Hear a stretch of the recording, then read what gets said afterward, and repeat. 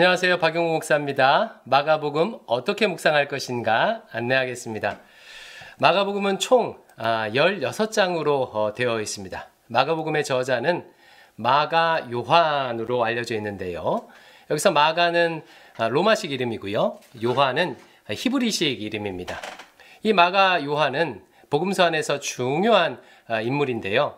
예수님께서 최후의 만찬을 하셨던 장소가 이 마가의 집이 아니었을까 학자들은 추측해요. 또 오순절 성령 강림 사건인데 120명의 성도들이 함께 모여서 기도했던 장소도 이 마가의 다락방이었습니다. 이 마가와 관련해서 가장 중요한 것은 마가가 베드로의 수제자였다는 점입니다. 베드로전서 5장 13절에 보면 베드로는 마가를 향해 내 아들이라고 표현해요. 그러니까 아들이라고 표현할 만큼 수제자였다는 것입니다. 이것은 무엇을 의미하냐면 마가복음이 상당히 권위가 있다는 것을 의미합니다. 여러분, 베드로는 예수님의 수제자 아닙니까? 예수님과 가장 근거리에서 예수님이 하셨던 말씀, 예수님이 하셨던 일들을요, 직접 눈으로 보고 들었던 사람이에요. 가장 확실한, 분명한 증인입니다. 그 베드로로부터 전해 들었던 것을 기록했기 때문에 마가복음의 권위가 상당하다라고 할 수가 있습니다. 마가복음의 기록 시기는 주후 60년대 후반이라고 여겨집니다.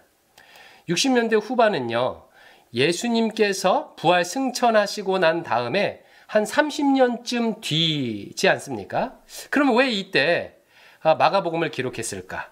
이 마가복음이 마태, 마가, 누가, 요한 중에서 가장 먼저 쓰여진 최초의 복음서입니다. 왜 이때 최초의 복음서 마가복음을 기록했을까? 기록 배경에 두 가지가 있다고 학자들은 생각해요. 첫 번째는요, 증인들의 죽음입니다. 여러분, 예수님이 부활 승천한 다음에 해가 거듭될수록 그것을 직접 목격한 증인들이 한 명씩 이제 죽게 되겠죠. 한 30년쯤 지나고 나면요, 이제 몇 명 안 남게 되는 거예요. 그러니까 예수님에 대해서 증언할 사람들이 안 남게 되는 거죠. 이로 인해서 기록할 필요가 생긴 겁니다. 그래서 기록으로 남길 필요가 있어서 기록했을 것이다 라는 게 첫 번째고요. 두 번째는요, AD 60년대 이제 중후반 되면 로마의 기독교인 박해가 굉장히 심해집니다. AD 64년에 로마 황제 네로가 로마에 불을 지르고 그것을 기독교인들에게 덮어 씌운 다음에 핍박하기 시작하는 거예요. 그래서 많은 기독인들이 로마의 압제 아래서 핍박 아래서 고통하고 고난을 당합니다.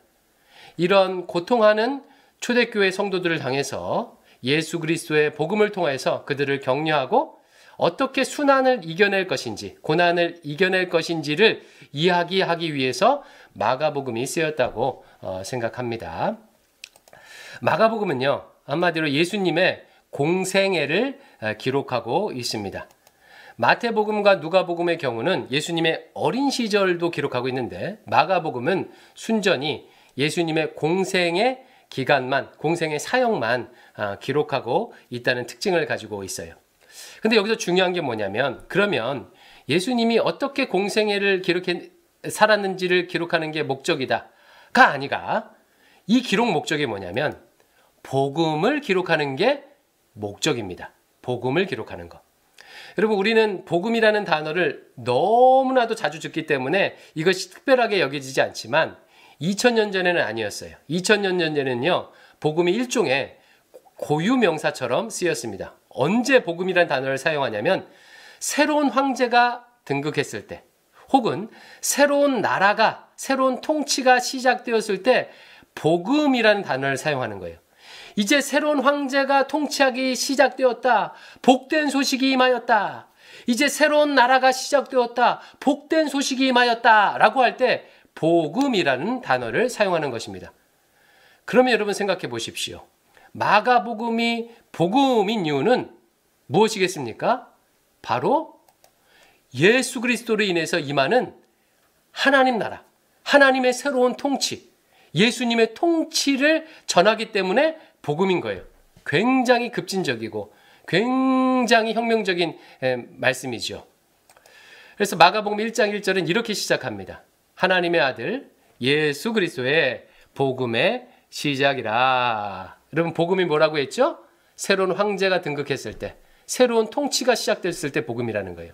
하나님의 아들 예수 그리스도로 인해서 새로운 하나님의 통치가, 하나님 나라가 시작했음을 알리는 것, 이것을 전하고자 하는 게 바로 마가복음입니다. 반드시 여러분 기억했으면 좋겠어요. 마가복음은 무엇을 기록한 책이다? 하나님의 아들 예수 그리스도로 인해서 임하는 하나님의 새로운 통치, 하나님의 나라를 기록하는 것이 기록 목적이다. 자, 이와 같은 마가복음을 그러면 어떻게 묵상할 것인가? 총 3가지로 묵상해 보시기 바랍니다. 첫 번째는요, 예수님께서 하나님 나라를 어떻게 이루시는지 묵상해 보시기 바랍니다. 특별히 마가복음은 이 예수님으로 인해서 임하는 하나님 나라를 2단계로 나누어서 묘사하고 있어요. 그 기준이 어디냐면 바로 8장을 기준으로 합니다.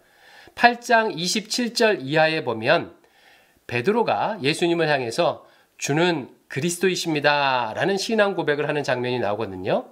그 이전과 이후가 서로 기록 뉘앙스가 완전히 달라져요. 8장 이전에는요, 일반적으로 사람들이 기대하는 방식으로 예수님께서 하나님 나라를 이루시는 모양이 나옵니다.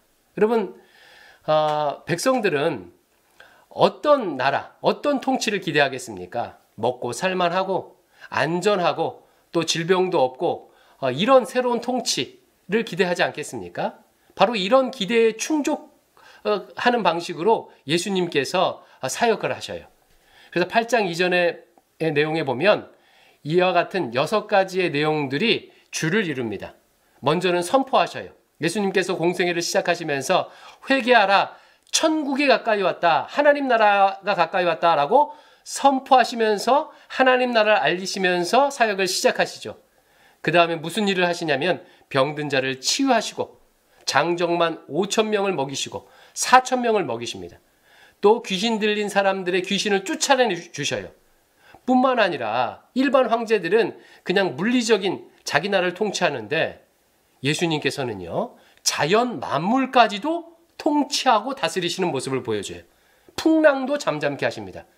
뿐만 아니라 예수님은 유대 민족, 이스라엘 민족만 향해서 이런 일을 행하시는 것이 아니라 갈릴리 바다를 가로질러서 거라사까지 가서 이방 땅까지 가서 귀신을 몰아내고 또 먹이시고 이런 일을 행하십니다. 그 이방인까지 다스리시는 모습이 나옵니다. 이와 같은 방식으로 예수님의 이루시는 하나님 나라를 표현하고 있어요. 그래서 이런 내용들을 8장 이전에는 염두에 두시면서 묵상하시고요. 반면 8장 이후부터는 서술 방식이 완전히 달라집니다. 보통 황제들은요, 전쟁을 통해 무력을 통해서 자신의 나라를 이루고 자신의 통치권을 확립합니다. 근데 예수님은요, 8장 이전에 보여준 그런 엄청난 기적과 능력을 행하실 만한 능력이 있음에도 불구하고 권세가 있음에도 불구하고요, 일반 황제들과 전혀 다른 방식으로 하나님 나라를 이루셔요. 이것이 핵심입니다. 어떻게? 바로 십자가의 순환을 통해서, 십자가 죽으심을 통해서 하나님 나라를 이루세요. 이것이 일반 황제와 완전히 다른 방식이죠. 예수님은 자신의 생명을 내어주심으로 우리가 하나님과 화목하게 하는 방식으로 하나님의 통치를, 하나님 나라를 이루십니다. 바로 이 십자가 순환 얘기가 마가복음의 3분의 1을 차지하고 있습니다. 자, 그 다음에 두 번째로 묵상할 것은요, 그 예수님을 따르는 제자는 어떻게 살아야 하는지 묵상하시기 바랍니다. 한마디로 예수님을 따르는 제자가 보여야 하는 제자도를 묵상하라는 거예요. 마가복음은 아까 말씀드렸다시피 로마의 고난을 받는, 순환받는 제자들을 향해, 공동체를 향해 쓰여진 복음서라고 했습니다. 이렇게 순환을 받는 공동체가 어떻게 살아야 하는지 제자도를 묵상하십시오. 특별히 마가복음의 제자도를 길 위의 제자도라고 표현합니다. 예수님께서 갈릴리에서 예루살렘으로 향하는 길 위에서 펼쳐지는 이야기를 보여주고 있기 때문이에요. 예수님이 예루살렘으로 향해서 걸어가실 때 많은 사람들이 따르는데 어떤 사람은 따르고 어떤 사람은 따르지 않습니다. 어떤 사람은 따르더라도 다른 마음을 품고 따라요. 그래서 길 위의 제자들이라고 표현하는 거예요. 그럼 어떤 사람이 예수님의 가는 길을 따라갈 수 있는 참된 제자인가? 특별히 비교 대조를 통해서 이것을 많이 보여주는데 대표적인 예로요. 부자 청년 같은 경우는 자기 재산을 포기하지 못하니까 예수님을 따르지 못했어요. 반면에 예수님께서 어린아이를 품에 안으시면서 이 어린아이와 같은 자가 하나님 나라에 합당하다라고 하면서 어린아이와 같은 마음을, 어린아이와 같은 자세를 가질 것을 교훈하십니다. 어린아이와 같은 제자도. 또 다른 예로요. 예수님의 12 제자들은요. 예수님을 따르면서도 서로 누가 높으냐라고 하면서 싸웠습니다. 누가 예수님의 때에 오른편, 왼편에 앉을 것이냐 하고 막 분쟁하고 다퉜어요. 그런 사람들은 예수님의 제자로 합당하지 않다. 예수님을 따를 수 없다라고 보여주는 거죠. 반면에 예수님이 가는 그 길 위에서 시각장애인 바디메오는 예수님을 향해 다윗의 자손이요 라고 부르시면서 예수님 앞에 나왔습니다. 예수님께서 눈을 뜨게 해주자 보고 따랐다고 기록하고 있어요. 이 바디메오와 같이 예수님께만 집중하고 예수님을 다윗의 자손으로 하나님의 아들로 여기는 사람만이 제자로서 합당하다. 예수님을 따를 수 있다라고 말씀하고 있는 것입니다. 이처럼 어떤 사람이 예수님의 제자에 합당한지 이 제자도를, 길 위의 제자도를 묵상해 보시기 바랍니다. 마지막으로 세 번째로요. 주제를 표현하는 문학적 기법을 염두하면서 묵상하시기 바랍니다.